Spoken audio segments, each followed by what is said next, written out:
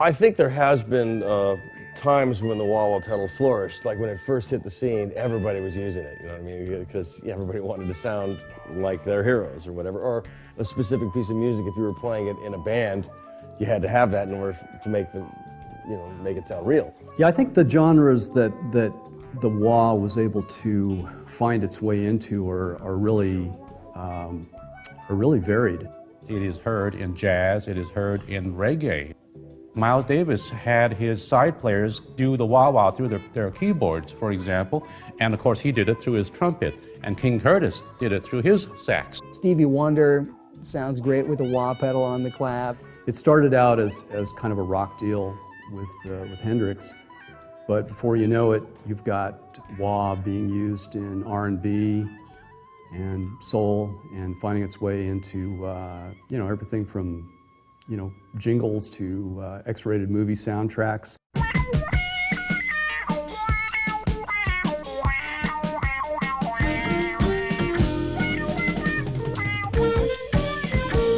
Come and knock on our door. Come and knock on our door. Been waiting for you. As with anything in music or pop culture, the wah-wah pedal fell out of favor at a certain point. Probably towards the late 70s, I think it had reached the point where people had heard it a lot, and it kind of went away for a while. I think what caused the wah to perhaps fall a little bit from popularity was it just got overused. Well, if you look at the time when bell-bottoms fell out of favor, I think the wah-wah might have gone with it. The two are hand in hand. But I don't know, to me, both of them are always cool. Well, I think in the beginning it was probably a rebellion against classic rock, right? When I was a kid during the sort of new wave punk rock era, we were, my cover band in high school, we'd be playing the Police or the Ramones or whatever, and I pretty much stopped using the wah. There was a time where I kind of looked around and said, and then thought to myself, wow, no one else is using wah. Am I like just being an old fuddy-duddy? If you used the wah pedal, you were kind of a throwback. You weren't moving forward, You were like, oh, you're trying to sound like Led Zeppelin or Jimi Hendrix, and we're going this way now. Also in the 80s was the rise of the racks. I think guitar players got really seduced into using a lot of rack effects processors, which were just really coming into vogue at the time. And so what's the next thing? And the next thing is this digital revolution. Now it's electronica coming into the studio. There were a lot of effects that were coming out like crazy when I was doing sessions in LA. These guys were coming in with pedal boards and you had tons of stuff. Suddenly you had so many effects and carting them around. I think that had an impact on say, how much you may use the wah-wah or try all these effects. It's another tool in the toolbox, and a lot of other things came along. And as time went on, guitar players being the seekers that they are, they look for different sounds. Wah pedals have a particular sound to them, but they also have a bit of a history to them in terms of their dependability in roadworthy situations. They tended to wear out and break or sound different at different stages, so people usually had several of them in case one broke, but the problem is they didn't all consistently sound the same. Some would have a different taper, and you'd play it and like, oh, this one doesn't have the magic feel, Utilizing it in the beginning, like in the early 60s, that was a primitive piece of gear. Not to say it's not primitive now, because it's basically a simple electromechanical device, but it was the way the components were put together. They just grabbed whatever was available from whatever manufacturer and put it together. And I think the sound of the pedals changing was much more happenstance by availability of parts. And you see some really interesting inconsistencies that you look at, and most of it has to do with the actual inductor that's inside the pedal. An inductor can be made out of dozens of different kinds of ferrite metals, and that's one of the things that gives wahs their personality is who made the inductor, what it's made of. I don't know if I got the order exact, but the Clyde McCoy started with the Halos, and then they did the, it's kind of like a big metal can, looks like a film canister. Then there's the Phasal. The Phasal, though, also came in a bunch of different colors. Then it goes to the TDK and the Stack of Dimes. If you look at the schematic for the wah-wah pedal, it's 500 millihenry. But you know, it's plus or minus 10%, man, back then. So a lot of the designs either suffered or benefited by that. And the way it would suffer is that every pedal would sound different. Yet, what it did create was this magical aligning of parts and the drift to where some pedals just sounded so sweet and others, not so sweet. Those changes did apparently cause some rather large differences to people who had good ears. I would imagine to the guys who were making the financial decisions, one sounded pretty much as good as the other. And so that had to get sorted out.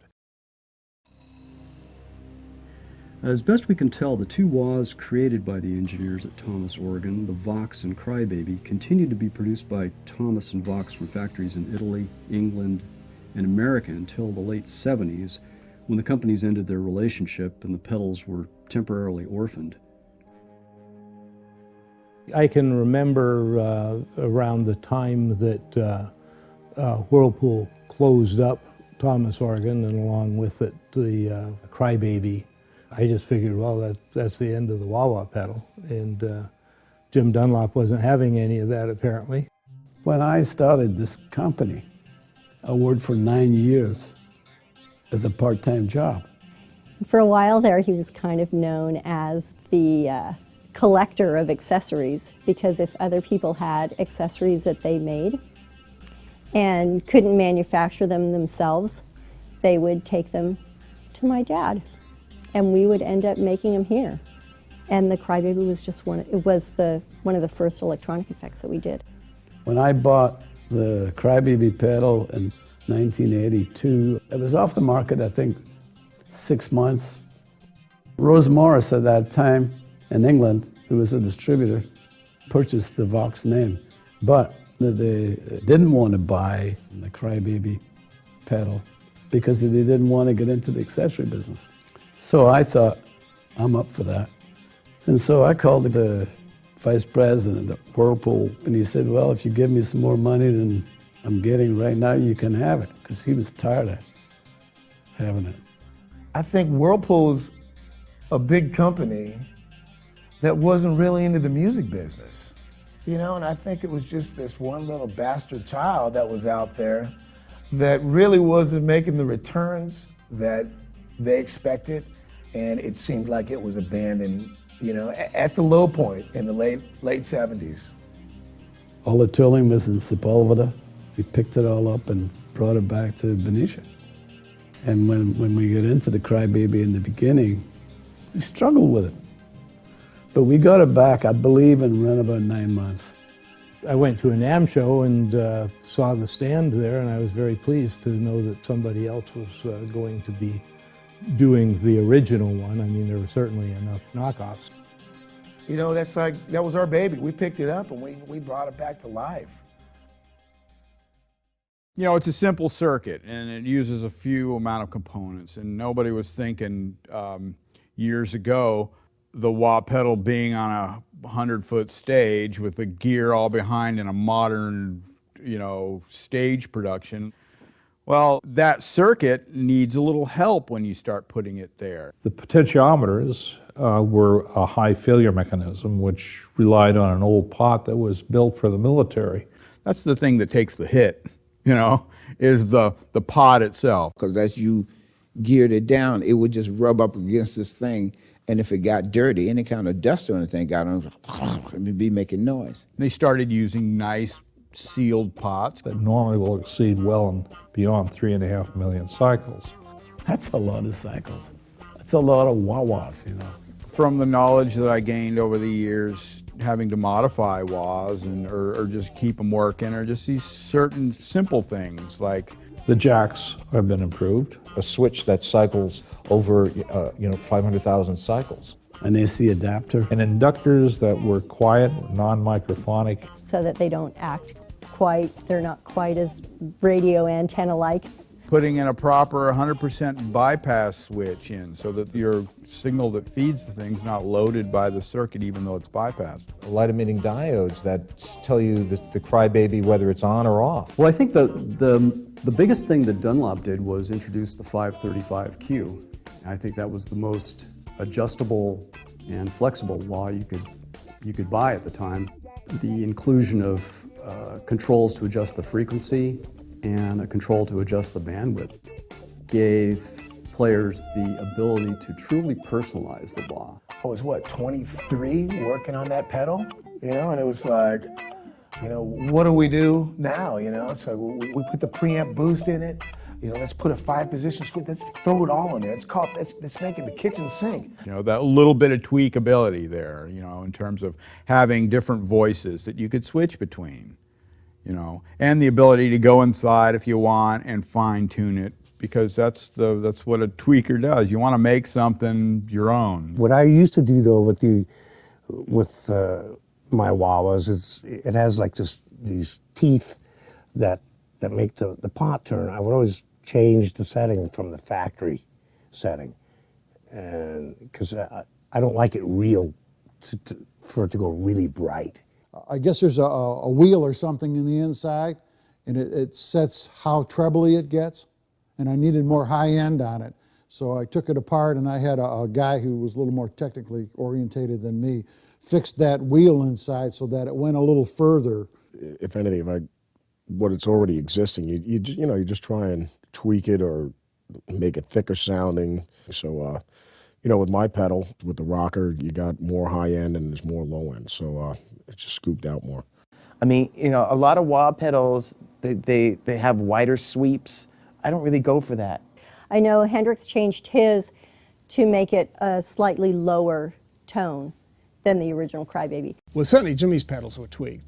Roger Mayer would get in there with a screwdriver, take it all apart, and mess with the resistors, the capacitors, put different little transistors in, screw around with the response of the pedal. I mean, he would change all kinds of crap in there just to give it a different feel. Now you just have like a rotary switch on some that just changed the cue, and or if you had a little screwdriver out and changed the little pot there, and it's like, that kind of stuff has become a common thing for people to know about and do, but it's through years of other people's experience that those ideas have been implemented in the pedal.